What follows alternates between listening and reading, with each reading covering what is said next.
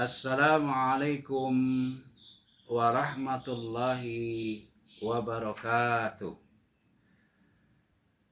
Allahu Akbar, Allahu Akbar, Allahu Akbar, Allahu Akbar, Allahu Akbar, Allahu Akbar, Allahu Akbar, Allahu Akbar, Allahu Akbar, Allahu Akbar kabira walhamdulillahi kasira wa subhanallahi bukratan wa asila.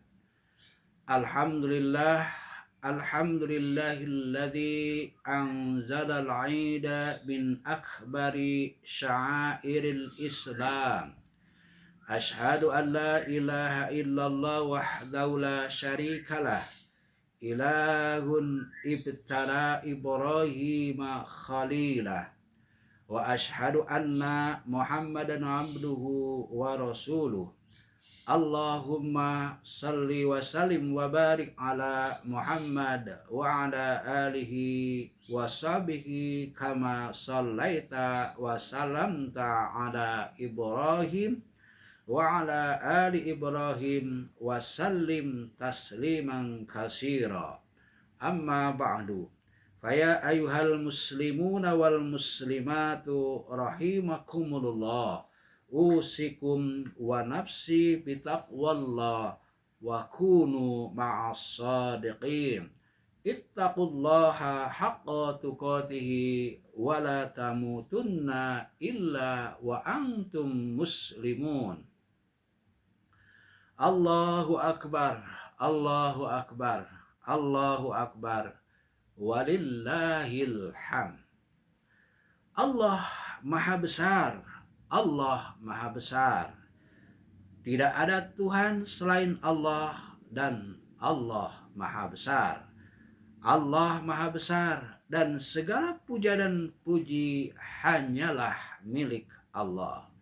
Demikian gemuruh suara takbir, tahlil dan tahmid bersautan tiada henti membahana ke seluruh jagat raya, menggetar langit dan bumi. Ucapan takbir berarti membesarkan, mengagungkan asma Allah. Ucapan tahlil berarti mentauhidkan, memahaesakan Allah, dan ucapan tahmid berarti kita mengakui bahwa puja dan puji dan sanjungan hanyalah milik Allah. Allahu Akbar, Allahu Akbar. Hadirin wal hadirat rahimakumullah. Pada hari yang berbahagia ini, yaitu hari raya Idul Adha atau hari raya haji atau hari raya Idul Kurban, kita semua selaku umat Islam pengikut Nabi mulia Muhammad sallallahu alaihi wasallam dianjurkan selain memuja dan memuji Allah dalam bentuk salat Idul Adha yang telah kita laksanakan, dzikir dan tahmid juga melaksanakan penyembelihan hewan kurban berupa unta, sapi, atau kambing, atau domba. Bersamaan dengan itu, saudara-saudara kita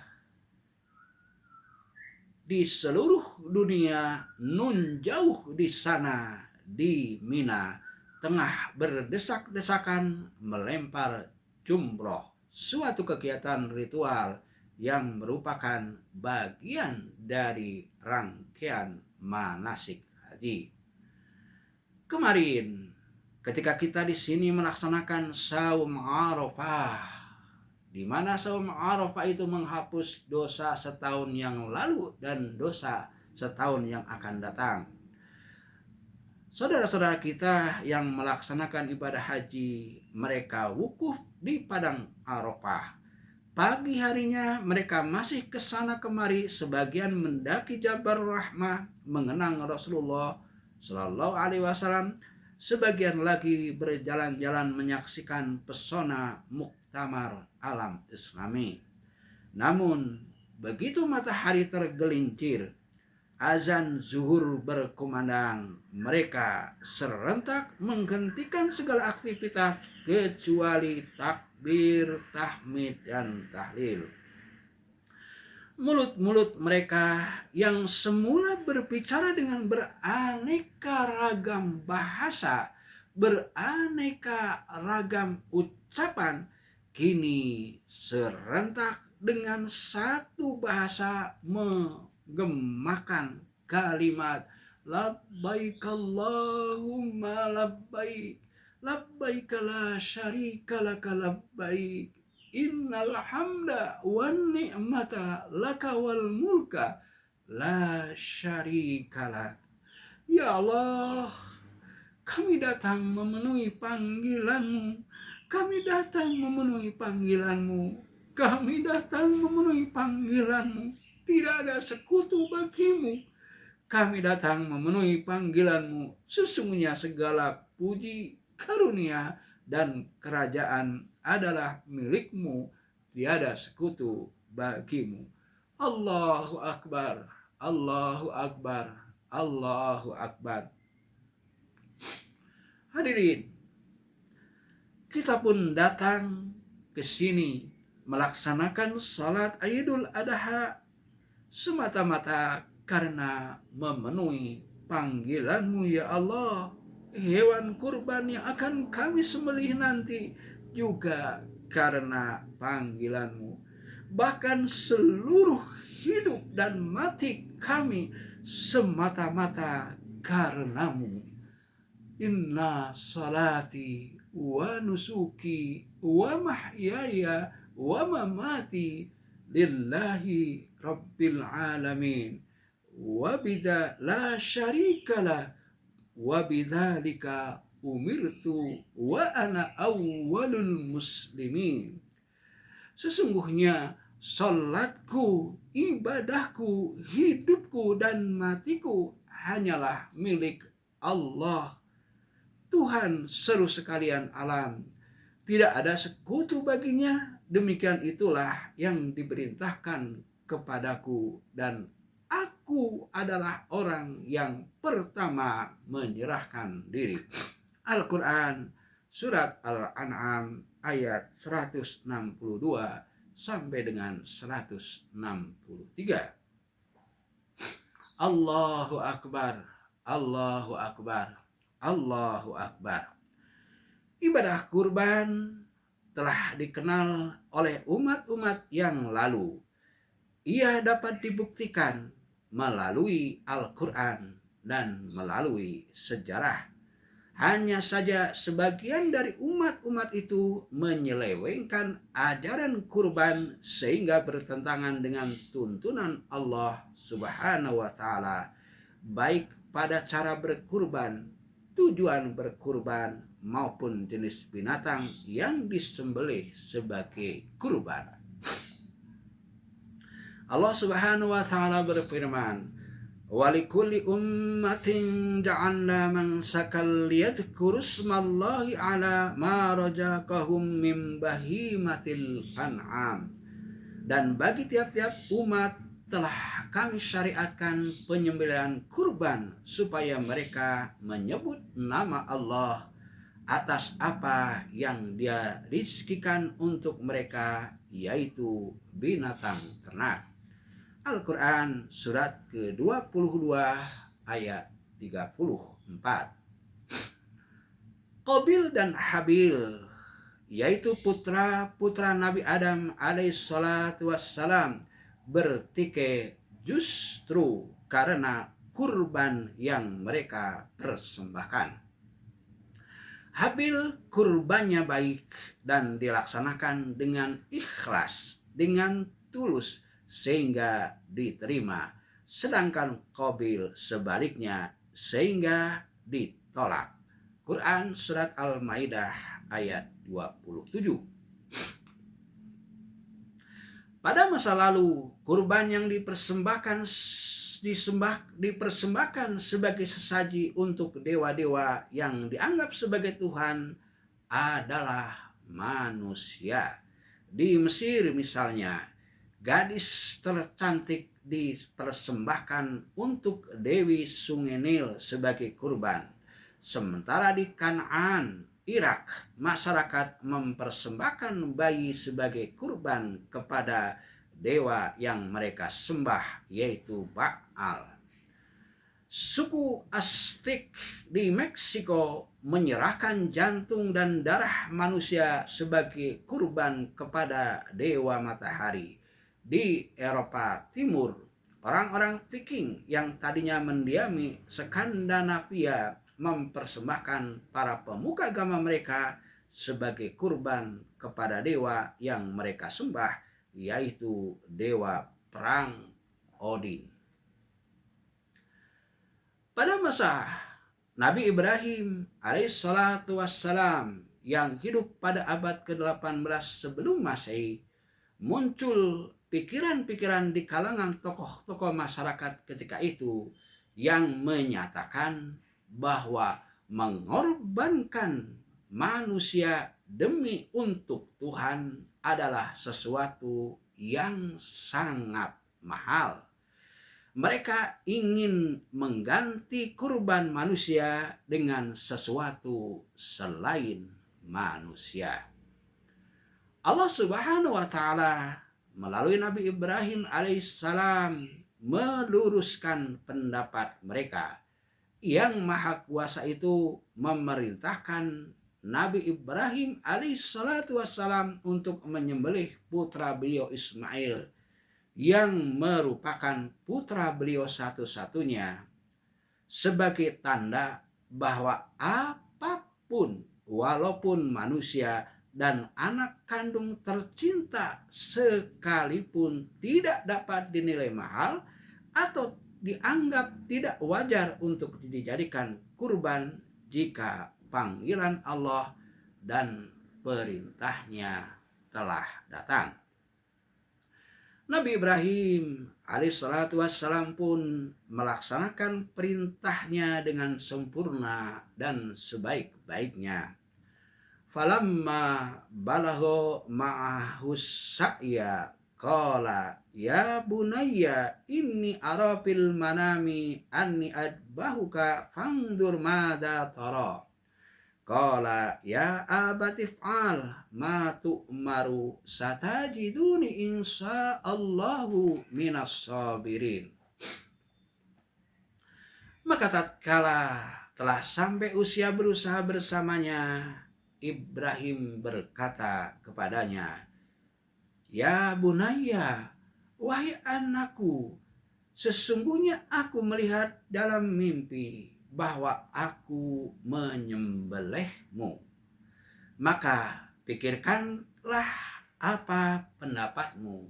Ia Ismail menjawab, ya abati fa'al, wahai bapakku, laksanakanlah apa yang diperintahkan kepadamu, engkau akan mendapatiku insya Allah termasuk para penyabar. Quran Surat As-Saffat ayat 102. Ketika Nabi Ibrahim alaihissalatu wassalam meletakkan pisau di leher putranya yaitu Ismail alaihissalatu wassalam, jadi keduanya telah siap melaksanakan perintah Allah. Allah Subhanahu wa Ta'ala mengganti sang putra dengan seekor domba yang besar untuk membuktikan bahwa kasih sayang Allah, rahmat Allah kepada manusia sedemikian tinggi bukan karena manusia terlalu mahal atau tidak pantas dijadikan kurban. Dengan demikian Allah Subhanahu wa Ta'ala melarang sekaligus membatalkan tradisi masyarakat manusia yang menggunakan manusia sebagai kurban. Tetapi syariat kurban tetap terlaksana. Tujuan kurban pun pendekatan diri kepada Allah Subhanahu wa Ta'ala tetapi yang dikurbankan adalah binatang ternak yang sempurna, yaitu harus jantan, harus sehat, tidak terlalu muda, dan tidak terlalu tua, tidak cacat, sempurna, sebagai pertanda bahwa kurban hendaknya dilaksanakan dengan sebaik-baiknya, dengan sempurna dan penuh dengan ketulusan.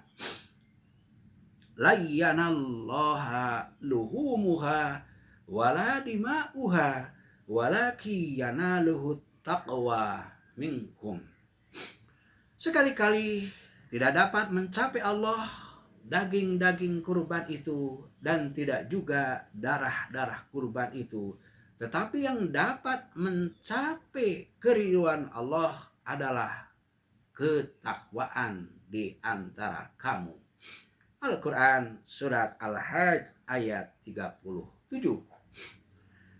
Firman Allah ini bertujuan antara lain memerangi adat kebiasaan masyarakat manusia yang mempersembahkan darah dan daging sebagai sesaji kepada tuhan-tuhan sesembahan mereka. Kaum musyrikin Mekah misalnya menempelkan darah-darah binatang kurban mereka ke dinding Ka'bah. Ada juga yang membakar daging-daging kurban dengan membiarkan aromanya membubung ke langit, karena percaya bahwa aroma daging bakar menyenangkan Tuhan, seperti yang dilakukan oleh orang-orang Yunani kuno. Pemotongan kepala kerbau dan pemancaran darahnya di atas jembatan yang baru selesai dibangun, yang tidak jarang terjadi di mana-mana, juga merupakan salah satu bentuk pemberian darah sebagai sesaji kepada yang mereka anggap sebagai Tuhan. Semua adat buruk ini harus diperangi dan hendaknya dikikis sampai habis melalui penegasan ayat di atas. Namun demikian, perlu dicatat bahwa itu bukan berarti bahwa membagikan daging kurban demi karena Allah bukan merupakan salah satu tujuan kurban.